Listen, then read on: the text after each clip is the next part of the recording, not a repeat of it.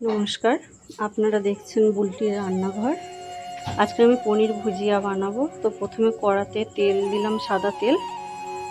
তেল গরম হতে একটা গোটা শুকনো লঙ্কা, কিছুটা কালো সর্ষে,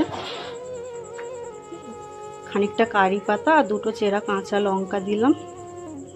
দিয়ে একটু হালকা ভেজে নিয়েছি। এবারে এর মধ্যে আমি গাজর কুচিয়ে রেখেছিলাম, ওই গাজরটা ওতে দিলাম। দিয়ে গাজরটা আমি হালকা ভেজে নিচ্ছি। কিছুক্ষণ ভাজার পরে ওর মধ্যে আমি খানিকটা বিনস কুচিয়ে রেখেছিলাম, ওই বিনস কুচিটা দিয়ে দিলাম। দিয়ে আবার একটু ভেজে নিলাম। এরপরে আমি এর মধ্যে একটা ক্যাপসিকাম কুচি দিয়ে দেব। দিয়ে হালকা ভেজে নিয়ে এরপরে আমি এতে যখন ভাজা ভাজা হয়ে এসেছে, স্বাদ মতো লবণ আর একটু হাফ চামচ মতো হলুদ গুঁড়ো দিয়ে দেব। দিয়ে এরপর একটু ভেজে নিচ্ছি।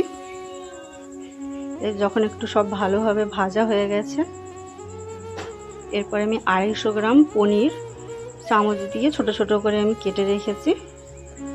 এবার পনিরটা যখন সব ভাজা হয়ে গেছে, পনিরটা আমি এর মধ্যে এবারে দিয়ে দেব। দিয়ে আবার সব কিছু ভালোভাবে একটু মিশিয়ে নিচ্ছি।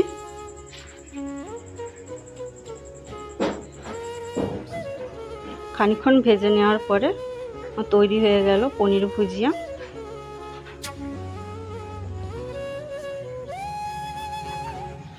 আপনারাও একবার বানিয়ে দেখবেন, খুবই ভালো লাগে খেতে।